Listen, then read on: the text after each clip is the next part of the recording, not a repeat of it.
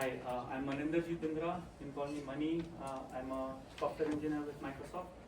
And yeah, today I'll be talking about container security, starting from local development, the common mistakes we make, and then we'll see how how these same concepts apply even when you move to the cloud.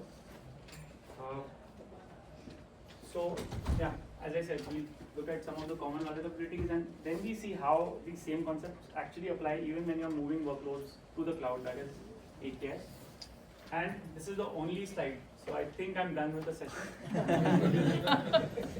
Okay, so all right, we'll get started. Most of you, I think, had worked on Docker. Yes. Right? So what we'll do is, how many of you use, say, the Python image from Python 3.12, right? Okay, so where is that getting downloaded from? Docker, right? And what user is inside that image, like by default? Root. Very good. So what happens when you use the root user? Is it like a best practice, or you shouldn't use it, or you should use it, or? No, it's not best. Okay. So let's have a look. So this is the first part. So we are looking at the root user. First thing we need to understand is that whether you're using a Mac or a Windows machine, right? If you're using Docker desktop, correct? So you have your Mac or Windows machine, and then when any container you create using Docker is actually created inside a Linux VM, which is created inside your machine. Okay, so that is the first thing. So all containers you create are nothing but processes on that Linux machine. They're all processes, right? It's not like a separate VM or anything like that. In fact, on the right over here, I'm on that Docker desktop machine. So let me increase the font slightly. So yeah, I'm on that Docker desktop machine. So all the containers, this is a Linux machine, all the containers we create are actually getting created on that Linux machine. So now, as we discussed, is the font visible? Yeah. Yes. Or a little bit less will also do. So I'm going to run whoami inside few container images from Docker Hub. So that first one was Node.js, right? I did a whoami, the user was root, as all of you already have. Yes. So similar with Python 3.12, if I do ID, it shows UID is root, so root user. Similar with the Nginx image, right? So all three, we are using root user. Now what is the implication of you using the root user, first of all? So I'm building a container image. This is by intentionally vulnerable app. One of the most common OAS vulnerabilities is the remote code execution. And here, in this particular Python application, it's, as I said, intentionally we've kept it, there's two vulnerabilities. So there's a remote code execution vulnerability. So if you call the exec endpoint, anything you pass is concatenated and executed as a command, right? So we want to understand with the root user, what is the blast radius, right? And if we use non-root user, then which of these areas we can kind of have controls on, and then we move to the next section. So this is the application, okay? It's already been built now, and this is live, right? So basically everything you see here running, it's actually, I'll just show it to you. So I'll execute this command. So it's live. So if you want me to stop somewhere, we can stop there and continue. So the first thing I do is I do like view files, and the etc password is world viewable, right? So everybody can view it. But since I'm the root user inside the container, even the etc shadow is now, I can see that, right? Because I'm root inside the container, that Python endpoint, if I call, so what I'm doing is calling a view file, and that view file has a vulnerability where it's letting the user view all of these files. Now since it's the root user, I can also see the etc shadow, which I should is not generally world viewable. It's viewable by root or some elevated privilege user. What next? What else can I do? Now I'm calling the exec endpoint, and I'm calling whoami over here, and it's showing root.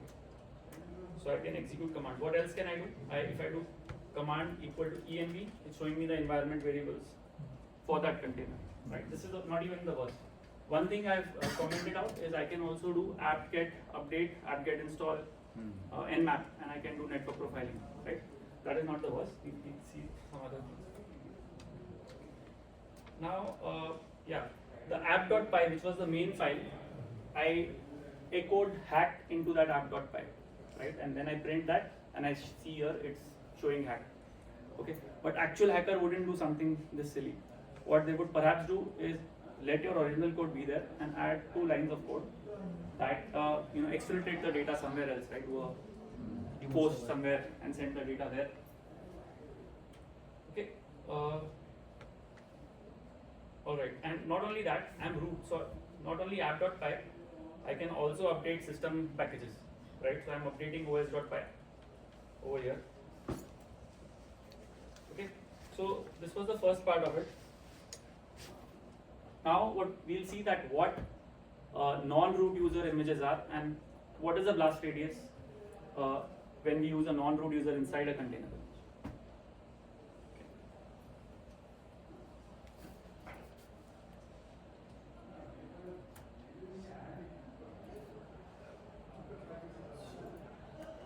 Another thing which we didn't see, we'll see it again, but when you create, as I said, this is the Linux VM where all the containers are getting created. So when I create this this container and its root inside the container image, it also is actually, when you look at it, it will be root on the host. So the Linux host also it is root. We'll see in part 3, this is section 1. In section 3 we'll look at that in more detail. Right now, let's just move to the second part. So we look 2 examples of non-root. The first one is just non-root user with a standard image and then with a Distroless image. Now this is the same vulnerable application which we saw in the first part. Exactly the same, no difference at all. What changes are the Docker files. Now the Docker files start getting slightly better, but still horrible. So you should never, we'll discuss those points later. But the key difference here is that I'm creating an app user, and what I'm doing here is I'm giving the app user access to this app directory, and then the chmod -r a-w/app. Anyone knows what that does? User group. Recursively applies. But what access is that? So it's a -w. So I'm removing write access for everyone, right? So this depends on the use case, whether you can do this or not, but in this use case, I don't need to write anything to the app folder, but in your use case, if you're uploading something, it might be different. But in this use case, I'm also additionally adding, because of least privilege, I don't need to give that user write access to the app folder. So that is the key difference. The Docker file is now a non-root user. So let's see what those same examples now, we'll run again and let's see what the outcome is. So we built that container image again, and so this time the Python app.py did not get created as root. It's like a non-root user. So inside with the Docker desktop in the default daemon full configuration, if you're not root inside the container, by default it will not be created as root on the host. That is the first thing. And I did a who am I over here, and the app user, since we created app user, as expected it's app user. Okay, last time we remember the etcd password is a world readable file. So now, even now, the user will be able to see the etcd password. But if you look at that etc shadow, since now it's a non-root user, you will get permission denied, right? And yeah, just to here as well. Yeah, so it's a permission denied. Moving on, the same command which we ran earlier, we'll try and run again. This time, yeah, we'll not be able to do apt-get update, apt-get install, because those need elevated privileges. What else? Okay, when I try to write into app.py, earlier we wrote hacked into app.py and we were able to write. This time, since we had given that a-w, that app user doesn't have write permissions on this folder, right? So that is not work. That will not work. and as expected, even we will not be able to write anything to the system packages like the Python packages. Right? The environment you will still be able to read, okay? Because yeah, the user has access to the environment in that process. So ideally, you need some kind of, key vault or some kind of secret management solution that will help. Moving on to the last part of this section, which is the Distroless. So the Distroless has the same app, but it first of all has a multi-stage build. Okay, multi-stage build is like there is one stage which has all the libraries you might need to build your application, right? So in Java, you'll have maybe something. All those packages are needed, but the final image which is deployed, that actually doesn't need. So if you're hosting a web application, do you need your package manager in it when you're serving it? No, right? So this is the second part of the image. Second image is actually a Distroless image, which is like minimal image. We'll see the sizes. So the size difference is also huge. If this is like 150 MB, this will be like 80, 90 MB. So what that means is fewer packages, fewer users, lesser surface area for attacks. Also, we'll see that you shouldn't be using like untrusted registries. We'll look at a project which we will look at right now, maybe later. But okay, when you deploy images, finally you build the image. When you deploy the image to Kubernetes or whichever, how do you tag that image? Question. Version. Latest. Okay. No. Very good. Never use latest when you're deploying it. If you are change that. We'll see why. Build number is 1. What else? Version hyphen snapshot. That is 1. Anything which is like recommended you should always do? Okay. How many of you know what the digest of the container image is? The SHA-256 digest. Check. You can co-sign it. That is one. That is separate. So the signing, that's a separate part. But every container image. So if I build a container image, so in this case, say Python or Python base for your company, that is the image name, and the tag you give it is 3.1, say. Okay. Now your supply chain, whichever you are on, that gets compromised, whichever tooling you are using, and a malicious actor pushes like a vulnerable image and tags it with the same tag 3.1. What is going to happen next time you build it's going to be pulled in to your cluster, and that's how most of the supply chain attacks are now happening. So one vector you can totally eliminate by using the git SHA or say the digest of the container. So there is a 256. So whenever I built a container image, so now when I built it, there is a 256. There's a SHA value.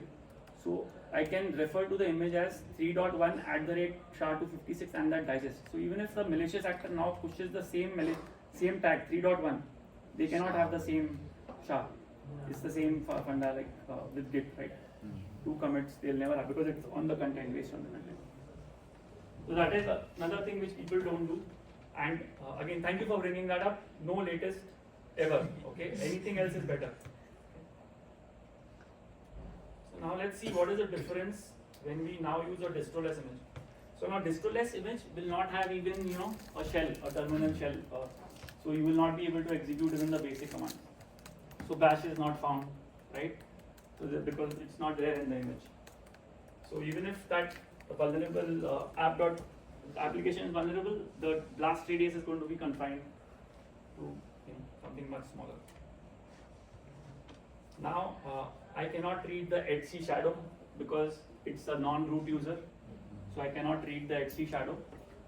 How about the etc password? Will I be able to read etc password? I still would be able to. However, there will be a key difference. With the Distroless images, there are less packages and also the users. Users. There's very few users because so generally they are much safer because your surface area of attack is smaller. Let's move ahead. Okay. You'll not be able. Most of the packages needed, are not available for these attacks to happen. So it will protect against most of these attacks. And Yeah. So bin.sh is not there. Okay. Now this is the comparison table. Let me focus on this for a bit. Okay. So these were the things we did. So this first particular column is I'm using Docker desktop for instance, and I'm not giving any user inside, right? So there's no user specified inside the. So by default it is root inside the container. So okay. So in this case, etc shadow I was able to read. etc password I was able to read, right? In this, so we're going column wise, and yeah, we were able to run shell commands. We were able to install packages, apt-get update, apt-get install nmap, write app files, write system files, read environment variables, so everything back, right? Then we moved to, we saw the second case where the user inside the container image was not root. In that case, etc shadow was blocked because that's not world readable. etc password, yeah, we were still able to read. Install packages was denied, write apps, write system files, that was all denied. Environment variables we were still able to read, right, in this exploit. Yeah, and then the last one was Distroless, which is again with a non-root user. The difference between this column 2 and column 3 was that the number of packages was like super small, right? So even shell was not inside. So even if that application got compromised, the damage would be limited compared to the other options. Okay. Yeah, that's all what is there. Moving on to the next section.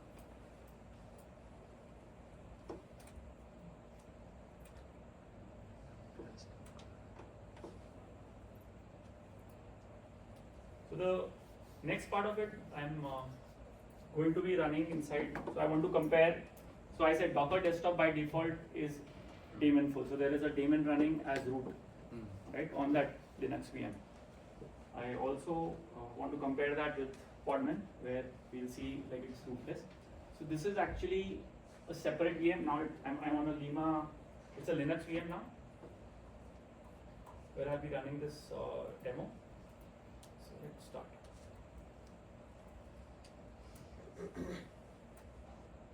Okay. So now again I've done an ID, and as you can see on that Lima VM, this is the user name Ma Bindra. Okay. So this is the user which is running all these commands now, which you'll see. Okay. So now I ran Docker run and I used the alpine image and I did a sleep 31337. I did that number because now we should see, yeah, you see that this is using like normal the Docker daemon. The process on the host is also running as root, right? Yeah, that was the main point.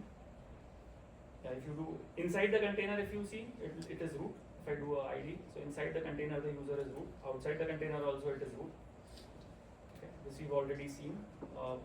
The process ID 57. This is the same as here, right? The same process. Any questions? You can stop me at that time. I need to wait. Okay, now with this daemon full, so I said Docker desktop when you run Docker in the default configuration, the daemon is running as root. What are the problems?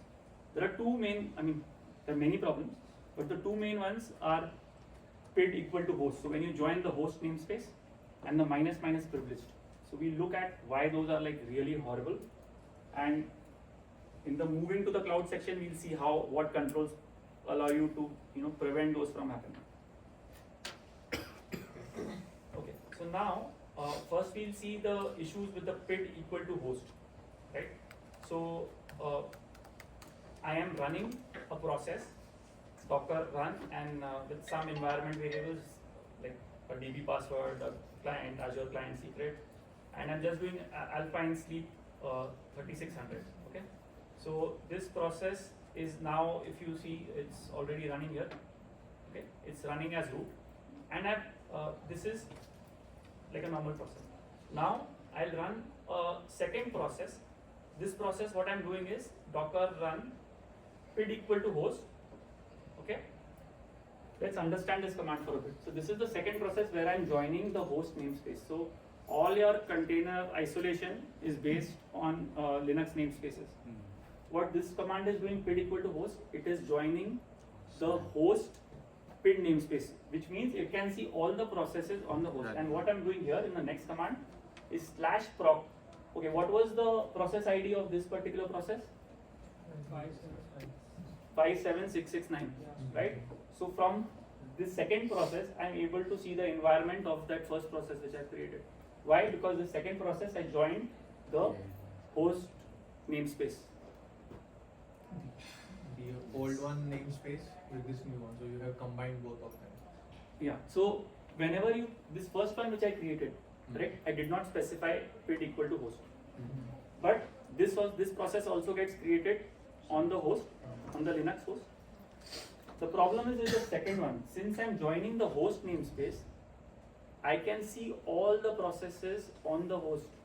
So, like what I'm understanding, this is one layer, and over that you are creating a duplicate layer on that, but you are passing a parameter like PID host. So this is the standard Docker. I have not done anything else. The first process I created using Docker run, and I passed it some environment variables which are secrets. Okay. So this process now, if you see that 3600 command is equal to 3600, and the process ID is 57669. Okay. Now that process is running on the host. Okay. Now this second process, which is a malicious process, so when attacks happen, like the vulnerabilities which you see on the Kubernetes or wherever, they sometimes follow this. If pid equal to host is allowed, the second process is the malicious process. In this case, in this example, there are some valid scenarios for doing this, but in this case, what this process is doing, it's joining the host namespace, which means it can see all these processes now. And then, if you do /proc, if you go to your Linux machine and you do /proc /process ID and the environment, it will show you the environment variables of that process. So the second one is joining the host namespace and then showing the environment variables of it could do it for any of the processes. I've just done one to show you the example. Like this one will expose all the processes which Yes, with the second one, because why? Because I'm allowing pid equal to host. So pid equal to host is a bad thing. Now there is a worse thing, which is -- privileged. Because pid equal to host, so inside the Linux VM, which is the Docker desktop Linux VM, there is something called as a AppArmor profile, which is also there on Kubernetes. Now that AppArmor profile prevents certain things from happening. So even with this pid equal to host, I will not be able to escalate to root on the node. So with this, I cannot escalate to root on the node. But as we will see with the -- privilege, I can actually now become root user on the node. So actually on the Linux VM. So on Kubernetes, when we'll see, we'll go to one of the nodes and see. This is quite similar. Any question? Any more question on this? Okay. As I said, -- privilege is the worst. Was slightly wrong. The worst is mounting the Docker socket, because that allows you -- privilege. So this is a bit complex. Actually, it's not at all complex to understand, but I'm doing a Docker run. I'm mounting the Docker socket. Okay. Once I mount the Docker socket to any process or any Docker container, that container can now run any Docker process. So I'm running using the Docker container, and then I'm doing a Docker PS. It's showing me all the processes running on Docker and the host. So -- pid equal to host, bad. -- privilege, super bad, worst actually. But mounting the Docker socket is co-worst along with -- privilege, right? So all of these need to be blocked. Okay, and just to show you here, what I've done is I'm seeing all my volume mounts on my host. So I mounted the Docker socket and I'm doing the host name, right? And right now we are on that Lima VM, so it's showing the host name of that. So you can see all the volumes. So not just the Linux VM, right? If you are using a Windows or a Mac, I can mount also another volume. So /user /something. So I will actually be able to read and write on your host volumes as well. So -- privilege and -- mounting Docker socket, strict no. And we'll see that many of you might be using it without being aware. I'll show you where.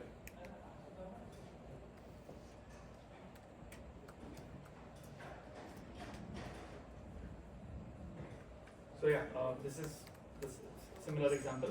And what I'm doing here is I'm mounting build equal to host I'm doing, and then I'm writing container was here to temp breakout proof, and then I'm catting that file, and I can see container was here. So I can write to your file system as well.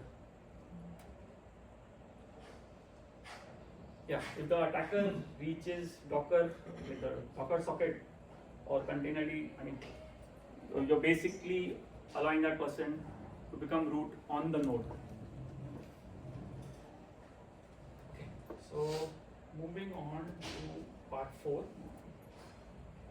There are things we see the other options available to us.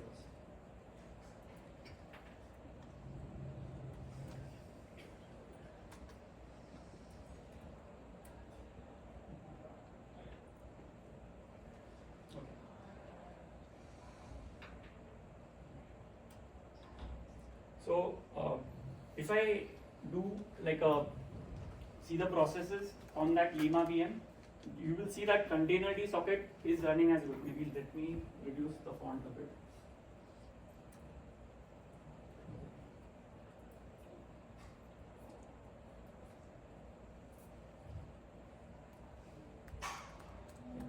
So the first, this is the containerd. So I like the Docker.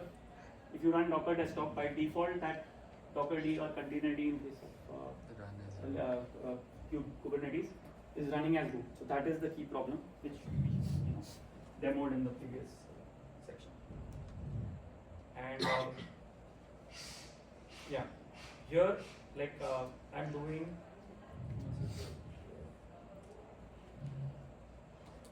Yeah, now I'm using podman. For the second set of commands, I'm using podman. And when I'm using podman, even though the user inside the container might be root, outside the container the user is not root, because podman is not running like a daemon, it is daemonless. Okay, and with podman, if I try to do if you see here, podman run similar commands to Docker minus build equal to host, it will give me permission denied, because it is getting executed as my user on that machine and not as root, unlike what we saw with Docker.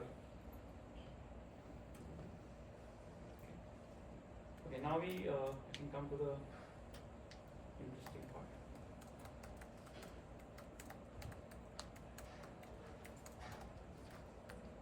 How many of you use MCP servers on your machine? Everybody, correct? And how many of you use dev containers? No one uses dev containers or code spaces? Nothing. Code spaces I have used. Okay. So are you using containers or something, right? In this terms of AI agents, Sandboxed, this is the correct Sandboxed? No. Okay. I'll still tell you. So many times, containers, particularly the dev containers give you more security than without a dev container running directly on the host. So dev container is basically, if my application, so most of the open source projects you'll see, they will have a dev container. So suppose you want to. Yeah. What is dev container? Coming to that. So suppose it is a project, and you contribute to any open source project. I'll take that as an example. Okay. Let's take the example of say Terraform. Okay. So if you want to contribute and you want to create a provider, say you want to create a Azure a resource in the Azure provider. So now, if you're running it on your host machine, what all will you need? You will need to install Golang. You will need to install 10 different tools, right? And on your host machine, right? And that will take time, and you will have some conflict, etc. So in the dev container, you specify, I'll show you the dev container file. So you can specify the host container image, right? So this is a dev container.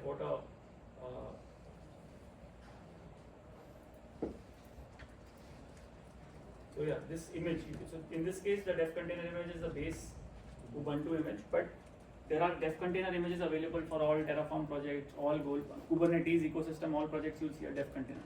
So basically, if you want to get started with the development, if you open, so this is VS Code. Any of you have used VS Code? Yeah.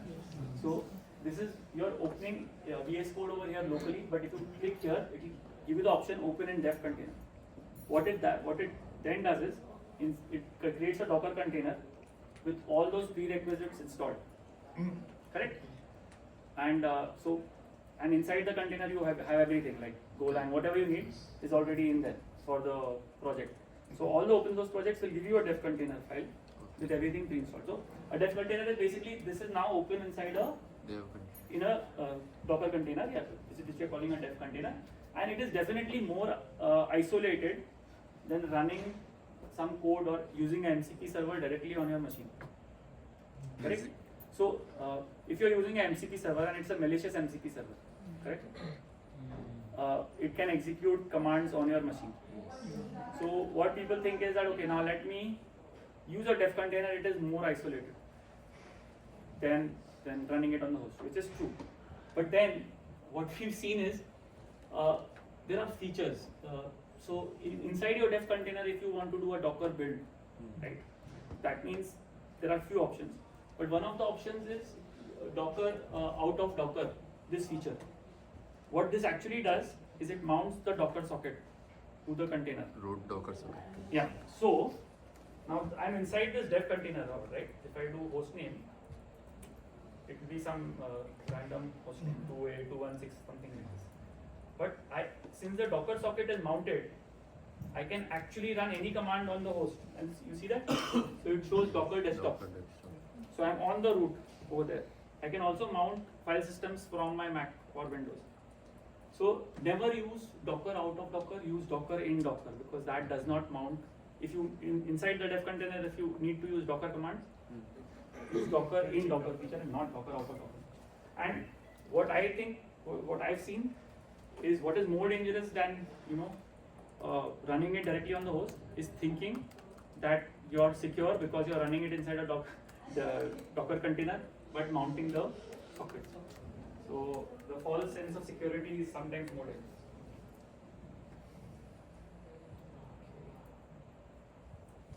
So I'll in the next, how much time? You take one. No. I'll contain mine. Yeah, make sure like you, Sanket and Satpal, you're not going to come again, right? So maximum is the time.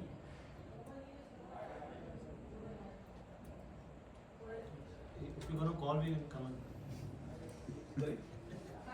If you're gonna call us, we'll come. Anytime you welcome.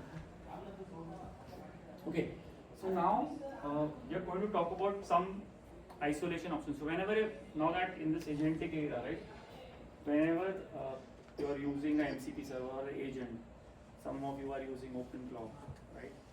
So running it on your own host, accessing all your hosts, at least I don't do that. So we now compare the isolation, we compare how isolated the different options are compared to each other. So this first column is when we are using like Docker default configuration and with like root user. So if with the Docker default configuration, if I'm root inside the container, I'm also root inside the container. Then I'm also root on the host VM. The kernel for the Docker containers is shared. Right? Now, what does that mean? So recently there were many kernel vulnerabilities which affected all Linux machines 1 month back, right? Copy fail, for instance. So, some of the controls we'll discuss will not protect against those kind of vulnerabilities. For those, you need to patch whatever Linux VMs you have. But for others, we'll look at the controls. So in the default Docker configuration, the file system is shared, right? The network is not isolated. Startup time is quick. For when we looked at the podman rootless, right? In that case, even if you're root inside the container, on the host you're not root. That is the big advantage. Kernel is still shared. File system is like partial because here I've given the reason as well, because since you are not root on the host, you cannot access all the files, right? Even if there's a compromise. So it's much better than the default Docker desktop configuration. Okay, Docker Sandbox is something I was using earlier. So you can use Docker Sandbox. So with Copilot, I use Copilot CLI. So I'll maybe just give you an example. Earlier with Copilot CLI, I used to use, so this is Copilot CLI. I used to use Docker desktop. So what happens is, instead of running on your host, this is running inside a container. But that used to take too long. Now, with the recent build announcement, we have the Docker desktop, the Sandbox enabled option, right? So I always use that. So if you do this Sandbox, and what this means is, this is network isolation plus, your file system access is restricted by this. So this is automatically using, like, it's a sandbox environment. It's not running on your host, and it's supported by the MCX. So we look at that project, and for the MXC project. So this isolation is based on the MXC project, and what it means is that on Windows there is a different backend. On I'm using a Mac, so here the backend for that isolation is seed built. And how many of you have heard of Hyperlight? So earlier, like 6 months back, Hyperlight is again a micro VM technology where there's a good amount of isolation, but you can't do it on a Mac or on Windows because you need dev KVM. On Windows, Hyperlight actually supports Hyper-V, so it works on Windows and Linux, but not on Mac.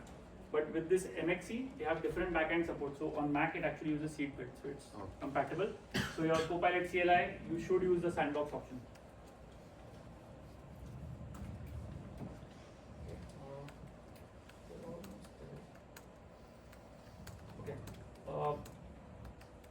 We look at, when we go to the next part, we look at that. The next part was actually,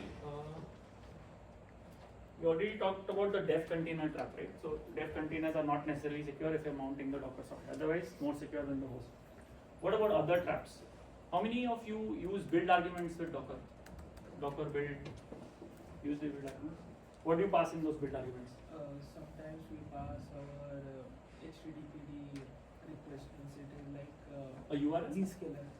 It's a URL? Yes. So do you, the secret key also? Yes, Okay. sometimes. So Don't we do have that. externally used it instead of directly passing. Don't do that, because Yes. people think that the build arguments do not get inside the container. But if you do a build argument and you do a Docker history and that container image name, you actually see that build argument in plain text. So yeah, these are the common things and which get missed because of documentation issues. Even though now it's clearly documented that you shouldn't use build arguments in Docker with secrets. But yeah, I've seen these happening all the time. Okay, so now let's move to the last part of it, where we now actually move to AKS, to the cloud. Now moving to the cloud. So what do you think the container runtime in Kubernetes on cloud providers, will it be like a rootful daemon or will it be rootless? Rootless. Everybody sure?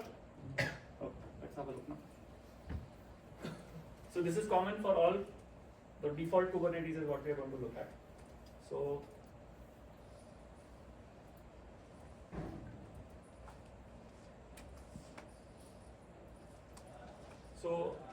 I'm going to run this command. So the kubectl debug, how many of you have run if you want to get onto a node, basically? So let me do that. Maybe I'll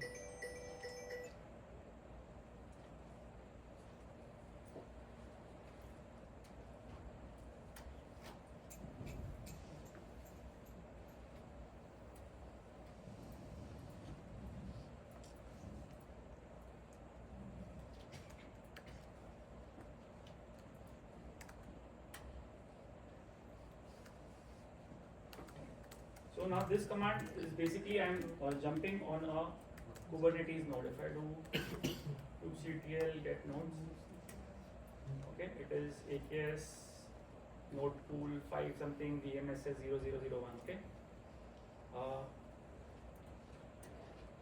yeah, it's the same node I'm on the Kubernetes. Now I'm going to do chroot /host. So actually now I'm root on that particular node. Now what I'm going to do is, let me maybe font I will increase so that you guys folks can see. You can see now? Yeah. Okay. So let me be rid of. Okay. So container ID it is 3648. Okay. So now let me do.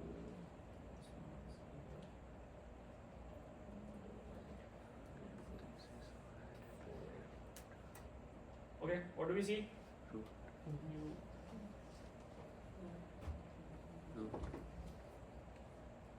Font increase little bit. Yeah. Okay.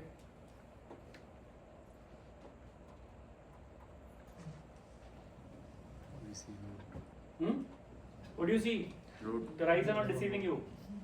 It's root. It's a rootful daemon still running on all Kubernetes by default. So you can change it, but and there is work being done in the upstream. But till now, the default daemon is rootful. So all those concepts. Another thing. So let's. Many of you are not believing me. So what we'll. What? You don't believe? No, they're not believing. I can see their faces. So I'm going to do. They're hungry faces.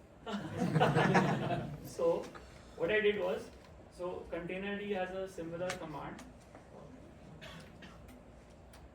Okay, so I did, instead of docker ps, I did a containerd equivalent ps command. So what you see is all the pods which are running, I see the namespace, the Kubernetes namespace they are running in.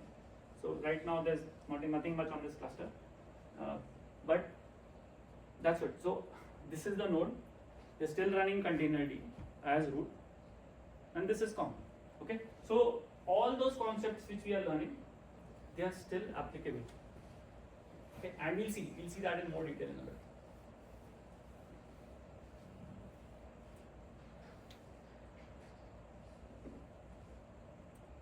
Okay, so let's come back here. Yeah, I've already done this. Yeah, so if you do a PS, it will be running as root. Okay, again, this next demo is showing. I'll run this. Let me do one thing.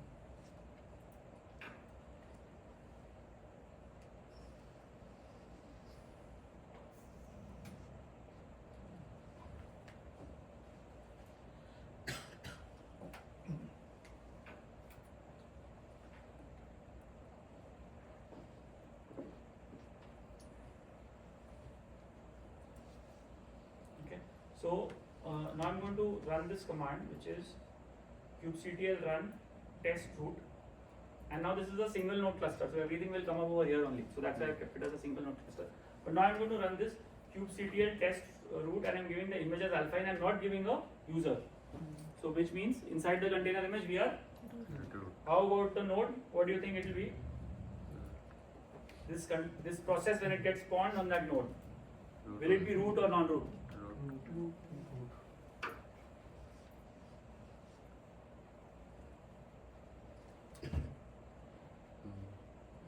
So it's root. Yeah. Okay.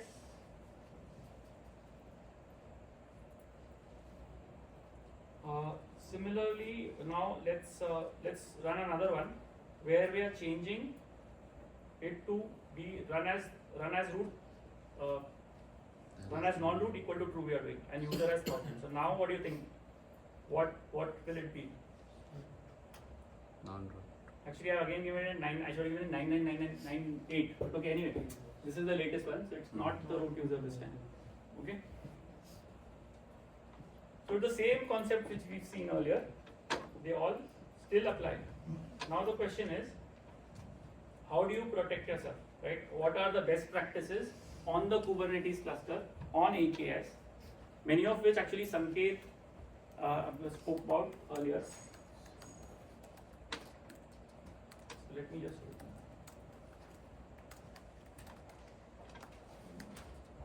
Okay.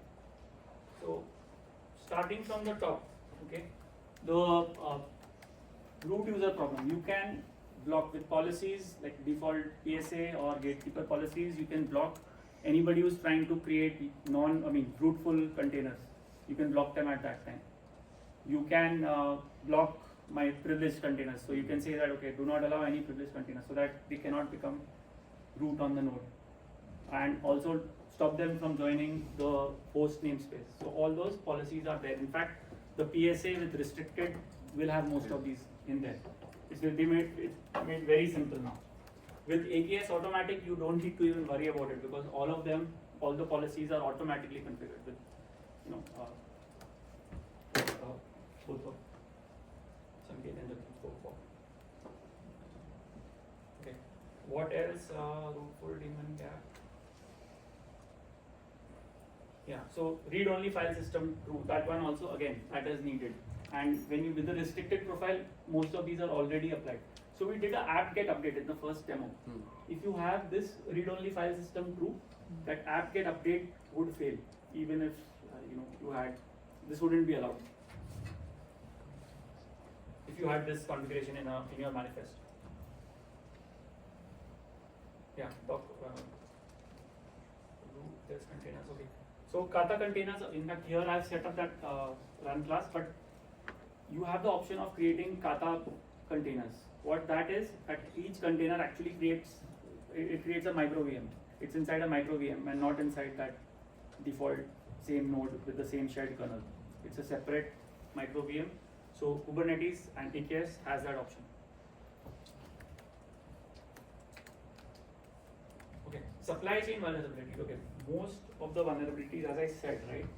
If you look at all the team TCP hacks which have happened in the last 2 months, they have targeted the same. Like you're not pinning your GitHub actions to a SHA, right? If you had pinned your GitHub actions to a SHA, those attacks, most of them would have failed. Similarly, what we discussed, right? Your tagging strategy is very important. There's a link, Microsoft document tagging strategy. Have a look at that. So your base image can have a stable tag like 3.1, provided it's from your own container registry. And the reason is that if you patch your base images, then automatically all the consumers will receive those patches. But the images you deploy on the cluster, they have to be like unique tags, like 3.1.1 @December and @ the SHA-256, right? The whole, so you have to use that. So sharpening, I think if you do that, so you spoke about the container image signing and then verification. So that also you can do on the cluster, AKS clusters with Gatekeeper and Ratify. So you sign your container image so that you know that you can verify on the cluster whether the signature. So if your organization has signed it with their keys, you can verify on the cluster that only images which have been signed by this key are allowed, and Gatekeeper would otherwise deny those from getting created at all. I think most of the things we've covered. Yeah, AppArmor can give you low-level controlling what exact files a container needs access to, and SecComp profiles give you what syscalls that container has access to. So you can control it at a very fine-grained level. Most people don't use it. The PSA with restricted profile takes care of most of these. Okay, seeing if I'm missing. Okay, one last thing. So I said that you should only use trusted container registries. So I'll go to this. It's that SBI is not our bank. Okay, that is secure base images. Okay, and what we've seen is that many times. So this was the MXC project which we were discussing earlier. This is the SBI project. So this has 3 reports which are generated nightly. Okay, one is the Markdown for human consumption. So this basically scans configured MCR, which is the Microsoft Container Registry images daily. It scans following once, and then it runs trivia scans on them nightly, and also sift analysis for what packages are in there, and then language-wise, like for Java, for .NET, and also the Linux distribution-wise, that for Azure Linux, for Ubuntu, which are the top images based on the number of vulnerabilities and the size. Okay, so if you go to and when was this last updated, and it also gives the SHA digest. So for Python, for instance, this will be updated this week. So the Distroless would be the best pick, and yeah, so for all the languages, it scans the configured images. If you want to add something, please create a PR and say that scan this image nightly as well. Right now, as I said, it takes care of Java, Python, .NET, Node.js, and it also we also do a no runtime one. So if you're creating static binaries for Golang or Rust, you can use these ones. And as I said, look at the difference in the size, right? For the minimal, it's like less than 5 MB. For the Distroless ones, it will be like 30 or 70 MB, and for the other one, it will be double the size. More the size of the image, more packages, more attack surfaces. Okay. So yeah, this is one thing. Yeah, you could use this, and yeah, this is like our project. Yeah. This we just after discussing with the folks, we just moved this to the Microsoft Hub, so it's very recent. It's called SBI. Please do have a look at it. I think that's it from my side. Any questions? Just curious to know your opinion on the Vietnamese images that are advertised as secure and.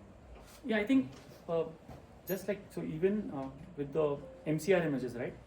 We do the container image signing.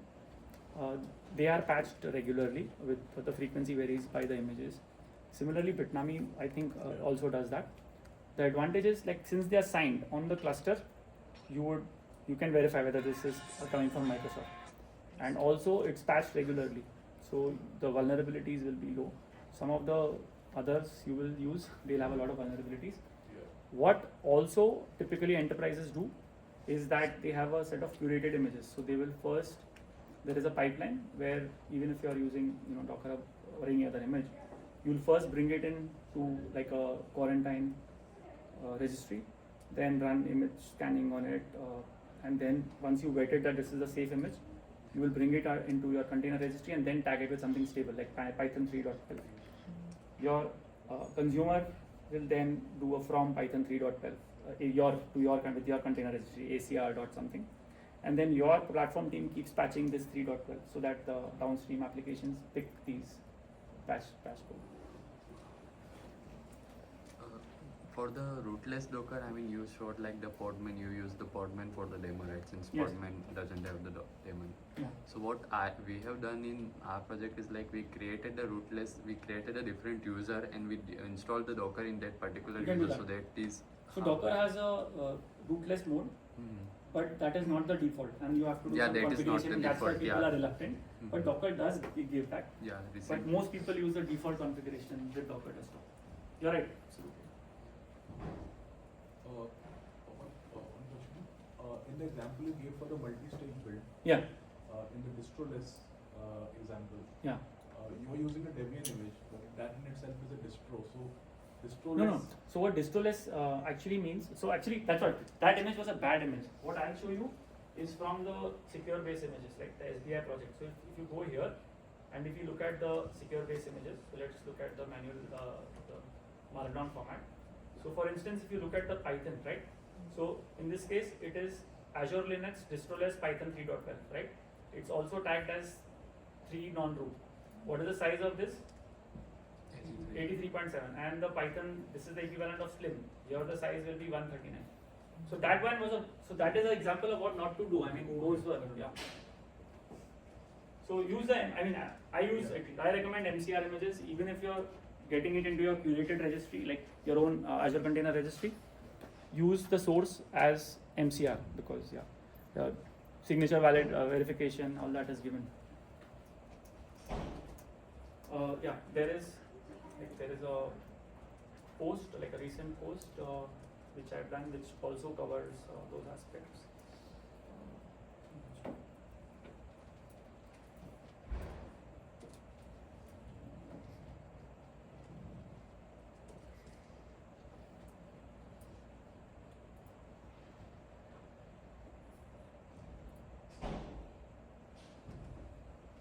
So this is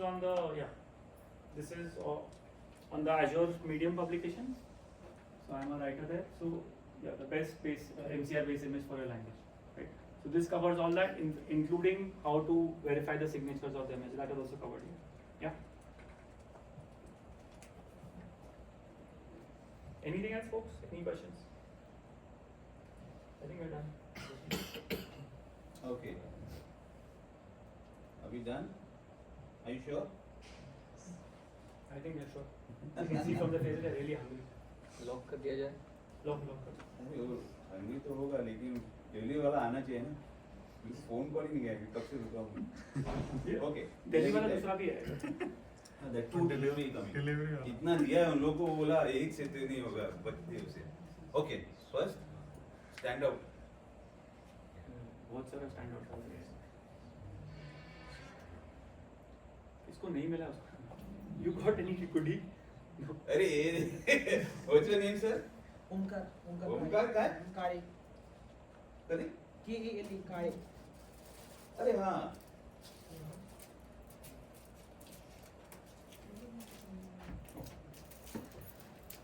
एक minute photo दे मैं.